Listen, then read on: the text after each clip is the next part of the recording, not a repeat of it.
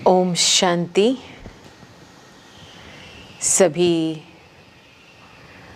ओडिशा के भाई बहनों को मधुबन से याद प्यार स्वीकार हो।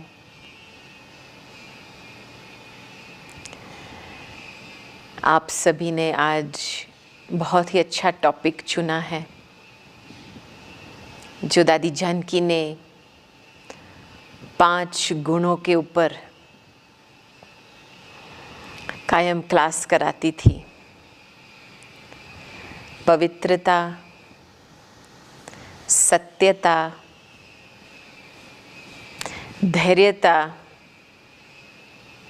नम्रता और मधुरता।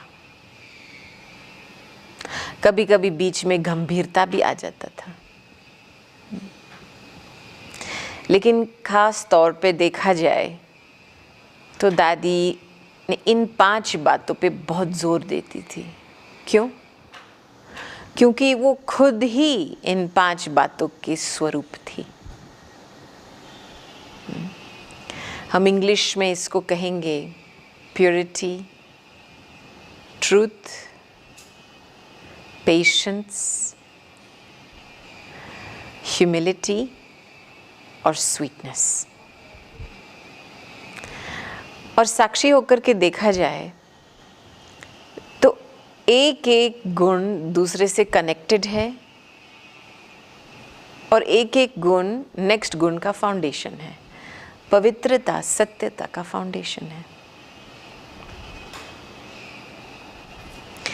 तो जब भी मैं पवित्रता के ऊपर सोचती हूँ तो मुझे दादी की कहानी एक याद आती है कि दादी जी जब पहले शुरुआत में विदेश में आए थे, लंदन में आए थे, तो उनको इमिग्रेशन में रोका गया था और पूछा गया था कि आर यू मैरिड?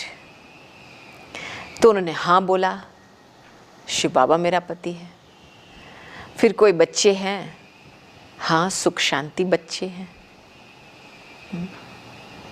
तो जब भी मैं ये कहानी सुनती हूँ तो जो अंदर की पवित्रता होती है तभी सुख शांति मन में महसूस होती है। तो पवित्रता को कहा जाता है the mother of peace and happiness. और हमने देखा कि दादी के आने से पहले ही विदेश में जैसे पाँव रहा, वो पवित्रता की देवता बन करके पाँव विदेश में लगाया और इमीडिएटली जो पवित्रता की परिवार था, ऊपर वाला बाबा और यहाँ सुख शांति बाल बच्चे अपना लिया। तो वो पवित्रता का बीज डाला था विदेश में और वो खुद उस स्मृति में आए थे। नहीं, कभी कभी हम सोचते हमारे मन में इतनी खुशी या शांति क्यों नहीं महसूस होती है, सुख शांति क्यों नहीं महसूस होती है? क्योंकि कुछ हमारे पवित्रता में मिक्सचर है। चलो, मिक्सचर किस बात की होती है? कभी कभी ज़्यादा परचिंतन होने के कारण क्यों, क्या, कैसे के प्रश्न में के उलझन में फंस जाते हैं। क्या हुआ, ये क्या किया, ये किसने किया, ये सारा परदर्शन पर चिंतन की बीमारी है। या परचिंतन परदर्शन के आधार से क्या करते हैं हम? औरों की कमियां और खामियां देखते हैं। तो जब वो कमी कमजोरी हमारे अंदर आ जाती है तो हमको खुद कमजोरीपन महसूस होता है। तो अपवित्रता का बीज परचिंतन, परदर्शन, परदोष। तो हमने देखा कि दादी एक केवल पवित्रता की देवता नहीं थी, लेकिन दादी जी के अंग संग रह कर के पवित्रता की केवल लाइट नहीं मिल रही थी, लेकिन दादी जैसे एक सर्च लाइट बनी थी। दादी के सामने विश्व था और बाबा थे।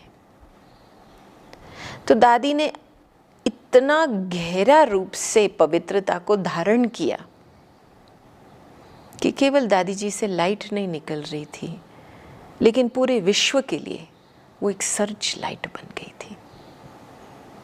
इतने देशों में सेवा शुरू करना, इतने सारे ढेर बाबा के बच्चे पैदा करना। हाँ, कई ऐसे ब्राह्मण बच्चे अभी भी आज दिन तक कहते हैं, लौकिक भी कहते हैं कि दादी हमारे सपनों में आती है। तो ये प्यूरिटी का काम है। तो दादी कायम लास्ट तक सच्चे दिल पर साहिब राजी, साफ दिल मुराद हासिल, स्वच्छता और सच्चा दिल, इन दोनों पर बहुत ही जोर दिया है। हमने एक बारी दादी को पूछा कि दादी आपका पुरुषार्थ क्या है? तो दादी ने हमको केवल एक ही जवाब दिया, मैं अपनी फीलिंग्स को क्लीन रखती हूँ। कितना सिंपल पुरुषार्थ है कि अपनी फीलिंग्स को फ्लू ना हो जाए। फ्लू किस किस किस कारण से फ्लू हो जाता है? कभी कभी किसी का नेचर, संस्कार, स्वभाव लग गया चित्त में, कभी कभी कोई परिस्थिति की हवा लग गई तो फ्लू हो जाता है ना। दादी ने अपने मन को इतना अच्छी तरह से संभाला कि अपनी फीलिंग्स और वो प्योर भावना है वो कभी बदली नहीं। इसलिए दादी कायम गुड विशेस में रहती थी। प्यूरिटी की ये एक तीसरी प्रूफ है, गुड विशेस। प्यूरिटी का आधार है ऑनेस्टी, क्लेनलीनेस, स्वच्छता, और उसका रिजल्ट है गुड विशेस। सदा अपने आप को गुड विशेस, अपने मन को सुख शांति के मौज में रखवाना। और हम देख रहे थे कि गुड विशेस का इतना मैजिक काम होता था कि हम दूर बैठे भी हम खींच सकते थे, क्योंकि प्योरिटी ड्रॉज फ्रॉम प्योरिटी। जो पवित्र चीज़ है वो पवित्र चीज़ से ही ले सकती है। तो जब भी हम ऑनेस्टी से वार्तालाप करते थे बाबा से, तो हमको दादी जी की गुड विशेस महसूस होती थी ऑटोमेटिक। ये प्रैक्टिकल सेवा के फील्ड पे हमारा अनुभव रहा था। तो प्योरिटी की बहुत गहरी परिभाषा है। और कभी कभी हम सोचते हैं कि हमारे संकल्प बहुत अच्छे हैं, थॉट्स भी प्योर है, लेकिन वो प्रत्यक्ष रूप में क्यों नहीं आते हैं? क्योंकि बीच में कुछ न कुछ मिक्सचर है, चाहे प्रश्नों का मिक्सचर, चाहे किसी का प्रभाव का मिक्सचर, कुछ न कुछ मिक्सचर है। तो वो मिक्सचर होने के कारण जो हमारे प्योर संकल्प है, लोगों के प्रति शुभ संकल्प है, वो उन्हों को पहुंचता नहीं है। तो भल हमारा लाइट हमारे तक ही पहुंचता है, हमको लाइटनेस महसूस होती है, लेकिन हमारे कंपनी में औरों को लाइटनेस महसूस हो, इसको कहेंगे सर्च लाइट का काम। कि हमारे कंपनी में लोगों को हमारी मन की सुख शांति की खुशबू फील हो, ताकि उनका भी मन खुश और शांत बन जाए। तो अभी खुद की प्यूरिटी की बहुत गहरी चेकिंग करनी है। और पहले तो दिल साफ और सच्चा रखना है। हमने लाइफ भर दादी को देखा है, जैसे अंदर थी वैसे बाहर थी, कुछ मिक्सचर नहीं। ऐसे नहीं कि सामने कुछ बोले, पीछे जाके कुछ और बोले, या कुछ सोचे फिर सोच में बदलाव आवे, नहीं, कभी नहीं। तो प्यूरिटी में दृढ़ता भी है, हाँ, प्यूरिटी में बहुत सारी चीज़ें भरी हुई है। और प्यूरिटी सर्व गुणों की माँ है। आप देखेंगे छोटी एक बेबी होती है, जब पहले पहले उसको माँ बाप शब्द भी नहीं आता है, लेकिन कितनी प्यार से दृष्टि लेती है अपने मम्मी डैडी से। और छोटेपन में तो वो मम्मी डैडी को ही फॉलो करती है, बच्चा जहाँ पे वो होते हैं वहाँ ही जाती है। फिर जब वो बेबी बच्चा बन जाता है तभी इधर उधर चले जाता है, लेकिन बेबी के रूप में माँ बाप को फॉलो।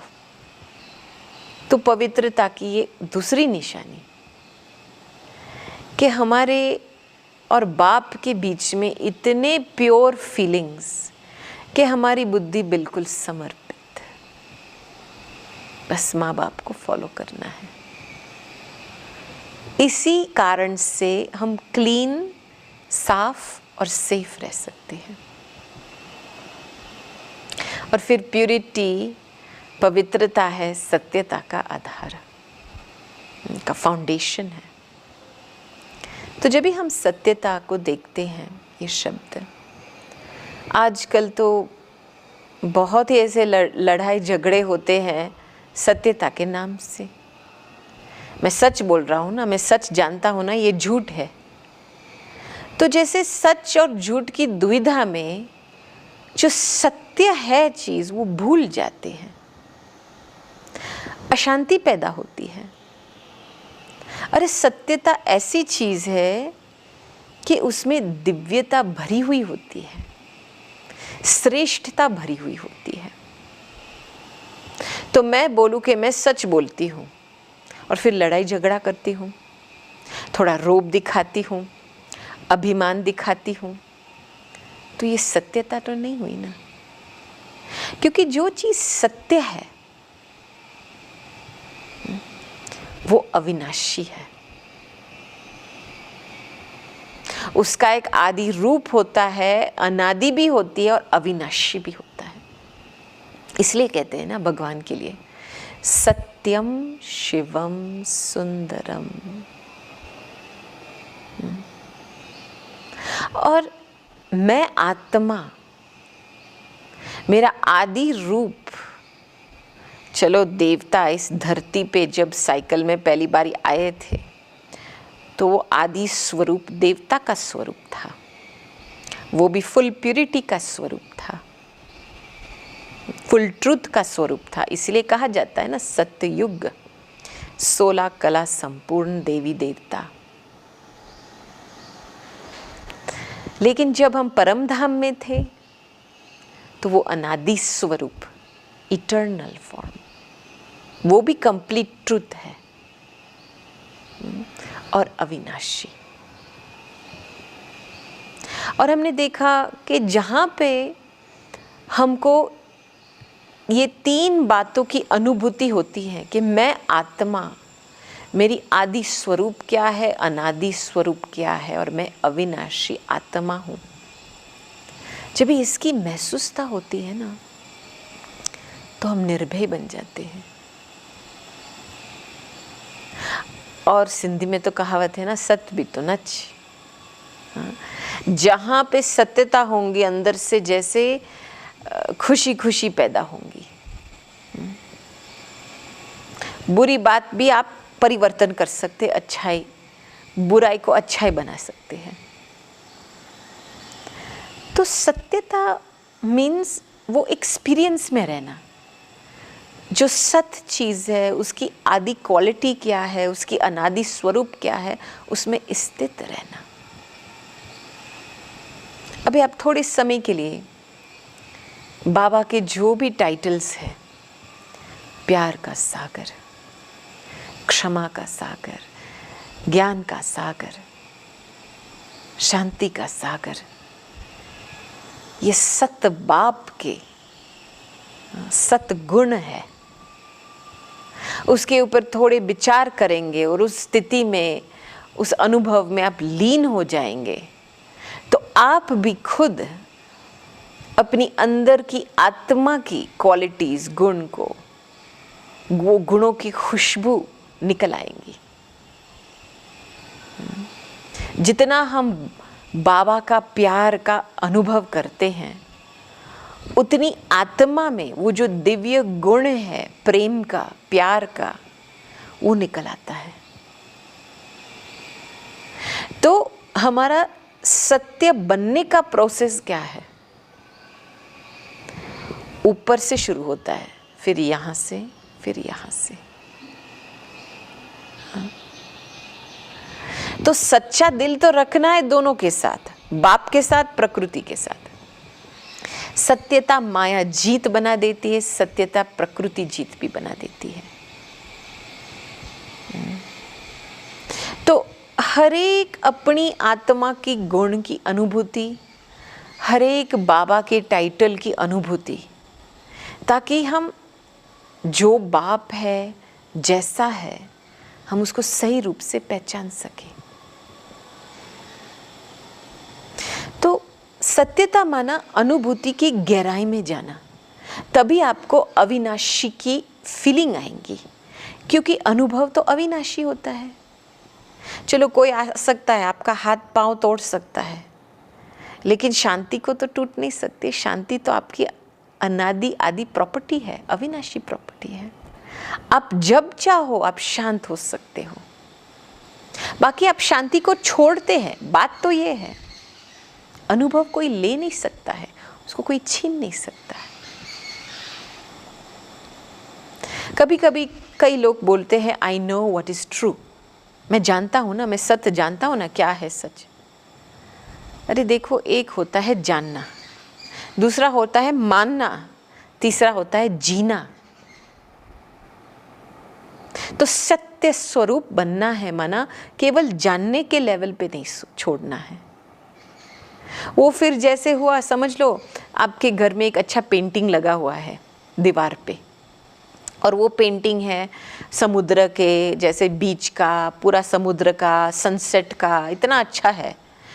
तो आप उसको देख देख कर हर्षित हो जाते हो, कितना अच्छा लगता है। ये है सत्य को जानना। लेकिन जब भी आप वो सीन में हो जाएंगे, आप वो बीच पे बैठेंगे, समुद्र को की हवा को आप महसूस करेंगे, कि सूर्य के किरणें की जैसे गरमाइश महसूस होंगी, बीच की फीलिंग आएंगी, तभी कहेंगे ना कि आप सच में वहां हो। बस पिक्चर देख लिया, मन को हर्षित कर लिया और बोला हाँ मैं सत्य जानता हूं, नहीं। सत्यता माना उस चीज की आदि रूप, अनादि रूप, अविनाशी रूप को महसूस करना, तभी कहेंगे हाँ मैं सत्य रूप से इसको जानता हूं, मानता हूं, और मैंने अनुभव भी किया है। तो भगवान का सत्य रूप महसूस किया, क्योंकि उस आईने में हमारी सत्यता प्रत्यक्ष होती है। तो हमने बहुत बारी दादी को देखा कि दादी ने खुद को प्रभाव मुक्त, झुकाव मुक्त, लगाव मुक्त रखा, क्योंकि इन तीनों चीज से हमारी सत्यता जैसे ढक जाती है, किसी के प्रभाव में आने से, किसी के झुकाव में आने से, या किसी के लगाव हो जाने से। तो सत्यता माना रियल क्या है, ऑथेंटिक क्या है। दादी जी का पूरा रूप बहुत, जैसे हम इंग्लिश में कहते हैं, ऑथेंटिक थी। वो कभी ऐसे चालू काम नहीं करती थी, बस क्या कहते हैं, काम चलाओ काम, कभी नहीं। उसी समय फुल अटेंशन दे करके जो उस समय बाबा की याद में टचिंग मिलती थी वो करती थी। कुछ एक्स्ट्रा नहीं, कुछ अपने मत से एक्स्ट्रा नहीं करती थी या कम नहीं करती थी, क्योंकि दादी सोचती नहीं थी, अपनी सोच का मिक्सचर नहीं डालती थी। समर्पित बुद्धि माना क्लीन बुद्धि, निरसंकल्प बुद्धि।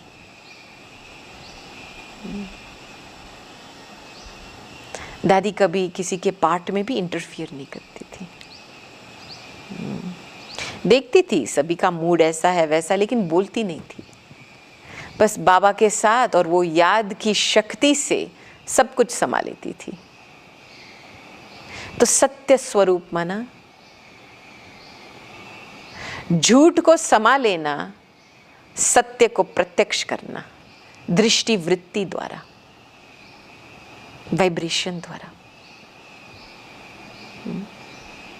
और फिर सत्यता ही, जब भी हम कुछ चीज की सत्यता देखते हैं, और देखो हर एक आत्मा की, हर एक जो जीव आत्मा है इस दुनिया में, इसकी एक आदि क्वालिटी तो है ना,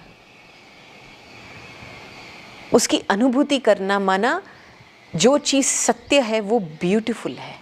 इसीलिए सत्युग, हेवन को सत्युग कहा जाता है, कंप्लीट ब्यूटी। तो हमारी दृष्टि और वृत्ति में हमको ब्यूटी दिखाई देता है। फिर हम तीसरा गुण धैर्यता को प्रैक्टिस कर सकते हैं, पेशेंस। नहीं, जब भी कोई बीमार होता है, हॉस्पिटल में होता है, तो डॉक्टर भी, उसको भी पेशेंट कहा जाता है। डॉक्टर भी पेशेंट को पेशेंस देते हैं, धीरे धीरे आराम से हो जाएगा, हो जाएगा। दादी जी का कायम ऐसे हाथ चलता था। हम जब दादी को पूछते थे, दादी अभी ये प्रोजेक्ट पूरा हुआ और अभी हमारे पुरुषार्थ में ये है, अभी आगे के लिए क्या करें, तो दादी जी बहुत मीठी दृष्टि दे करके बस यही शब्द बोल रही थी, वेट एंड सी। दादी जी का स्वास्थ्य काफ़ी बीच में नरम होता था, लेकिन कभी भी कोई भी हालत होती थी शरीर की, दादी की स्थिति बदलती नहीं थी। वो कहती थी ड्रामा में सीक्रेट है कि जो चीज़ आएगा वो जाएगा, तो दादी सिर्फ इंतज़ार करती है ताकि वो चले जाए। तो पेशेंस माना क्या? पेशेंस का आधार ही है शांति। बिल्कुल मैं आत्मा अपनी शांत स्थिति में स्थित हो जाओ और कोई भी कारण से मैं अपने मन में, दिल में, विवेक में अशांति पैदा ना करूं। मैं उस शांति की स्थिति से काम लूं, व्यवहार में, संबंध में, संपर्क में, कार्यक्रम में, बोल में। क्योंकि परिवर्तन तो किसी का इंस्टेंट तो नहीं होता है ना, टाइम लगता है। धैर्य बनते हैं माना हम अपनी शांति की स्थिति से काम लेते हैं और जो सत्य बात है उसके ऊपर फोकस करके चलते हैं, जो अच्छा है उसके ऊपर फोकस करके चलते हैं। मैं आपको बताऊं, पूरी जिंदगी हमको धैर्य का पाठ सिखाने के लिए जिंदगी मिली है। हर एक बात में पेशेंस की बहुत ज़रूरत होती है। जल्दी जल्दी बुद्धि यूज़ करना, जल्दी जल्दी किसी का कमेंट करना, क्रिटिसाइज करना, जल्दी जल्दी प्रश्न पूछा। अरे थोड़ी समय के लिए शांत होकर के ऑब्जर्व तो करो क्या हो रहा है। वो आपे ही क्लियर हो जाएगा क्या हो रहा है। अपने दिमाग ज़्यादा चलाएंगे तो अपना जजमेंट पैदा होगा, अपना ओपिनियन पैदा होगा, उसका अभिमान पैदा होगा। अभिमान से फिर चिड़चिड़ापन पैदा होती है। तो धैर्यता माना शांति का गुण से काम लेना। हम दादी को बहुत देखते थे, जब भी दादी जी अपना क्या मेडिसिन लेती थी तो एकदम इतना रिस्पेक्ट से एक एक गोली दृष्टि देख करके पानी लेकर के पीती थी, लेकिन बहुत धीरे से। सब कुछ उनका काम स्लो नहीं कहेंगे लेकिन धैर्य ज़रूर कहेंगे, शांति से करती थी काम। कभी भी हरी वरी करी नहीं करती थी। कभी कभी हरी में वरी हो जाता है, वरी में कड़वापन शुरू हो जाता है। ऐसा क्यों नहीं है, ऐसा क्यों नहीं है। लेकिन हमने दादी में देखा कि दादी ने खुद के लिए एक बहुत ही सुंदर पेस बनाया था। कभी कोई कारण से या किसी के एक्सपेक्टेशन से नहीं चली है, क्योंकि वो जो अशांति पैदा होता है, वो रश करने की फीलिंग पैदा होता है, किसी का थोड़ा सा प्रभाव आया इसलिए हम रश करते हैं ना, किसी के एक्सपेक्टेशन के अंदर आ गए ना, इसलिए हम रश करते हैं ना। तो पेशेंस, और कहते हैं कि the fruits of patience are sweet. और जब भी ये पेशेंस हमारी धारणा में आती है, धैर्यता हमारी धारणा में आती है, तब हम नम्रता का गुण भी प्रत्यक्ष करते हैं, क्योंकि हमारी शांति की गुण में हमारे बहुत सारे स्वमान भरे हुए हैं। साइलेंस कहते हैं इंग्लिश में, silence is the language of God. तो जब भी हम गहरा साइलेंस महसूस करते हैं हमारे बाबा के बीच में, वो साइलेंस में हम खुद अपने आप को देख सकते हैं, क्लियर रीति से देख सकते हैं। आखिर मैं कौन हूँ और मैं कैसी आत्मा हूँ। नम्र बनना माना अपने स्वमान में रहना, लेकिन उसका अभिमान नहीं होना।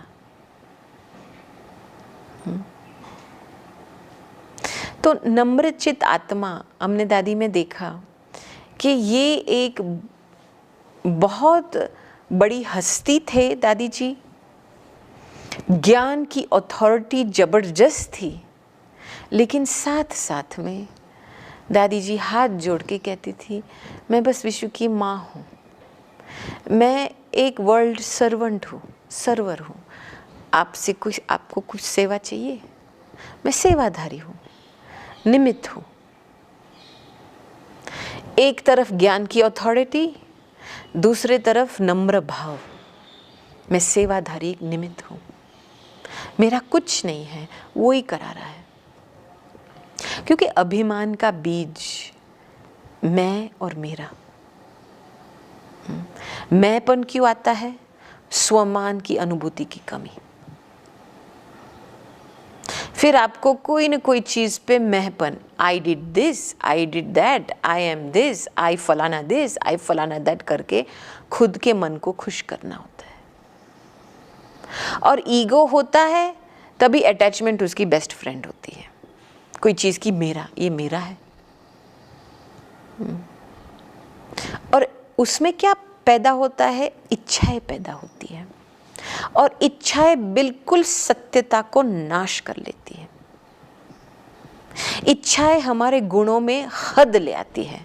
तभी आपको फिर ये आवाज में सुनाई देता रहे, कितना तक सहन करूं, कहां तक सहन करूं। जैसे हमारे गुणों में लिमिट आ जाती है। क्यों? क्योंकि कुछ सेल्फिशनेस भरा हुआ है इसमें, कुछ पर्सनल इच्छा मिक्स हुई है। तो इच्छा, मेरापन, महपन से दूर रहना, अंदर की इतनी शुद्ध भावना रखना कि मैं बाप समान सेवाधारी निमित्त हूं, मेरा कुछ नहीं है, बाबा ही आगे बढ़ा रहा है मुझे, बाबा ही सब कुछ कर रहा है।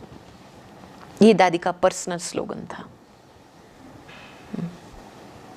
इसीलिए निर्माण के कार्य में इतना बड़ा विस्तार हुआ, माना सेवा का विस्तार हुआ विदेश में।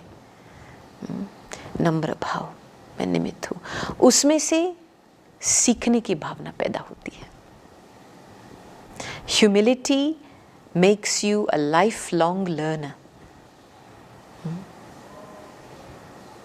और फिर ह्यूमिलिटी मधुरता पैदा करती है। और जब भी हम मधुरता ये शब्द यूज करते हैं ना, तो मधुरता हमारे बोल में जब मधुरता आती है ना, माना ईगोलेस टोन ऑफ वॉइस, जो हमारा कहना का वो जो हमारा टोन होता है, आवाज का जो टोन होता है, वो मधुर हो। और मधुर तब हो सकता है जब हम अंदर से ईगोलेस, कभी कभी अपने विचारों का भी अभिमान होता है। हाँ, इतना अच्छा विचार किया, हम इंग्लिश में उसको कहेंगे सेल्फ राइचियस। हाँ देखो कितना अच्छा संकल्प किया, हाँ ऐसा ही होना चाहिए ना। हाँ, चलो आप किसी के ऊपर फोर्स नहीं करते, लेकिन आप खुद अपने संकल्पों की फल खाते हो उस समय, इसको कहेंगे सेल्फ राइचियस। तो मधुरता को प्रत्यक्ष करना है अपने बोल द्वारा, और अंदर ईगोलेस स्थिति चाहिए। मधुर बोल बहुत कंपैशनेट के बोल होते हैं, रहम वाले बोल होते हैं, कभी किसी को काटते नहीं हैं, लेकिन उसकी बातें को समझ करके उसको जैसे अपलिफ्ट करने की, उसका उद्धार करने की कोशिश करते हैं वो बोल। ये बोल जोड़ते हैं लोगों के दिल को, क्योंकि हमारे शब्दों से हमारी दुनिया बनती है। तो अभी आप अपने जीवन में देखो कि कहाँ तक हमारे जीवन में पवित्रता, सत्यता, धैर्यता, नम्रता और मधुरता आई है। ओम शांति।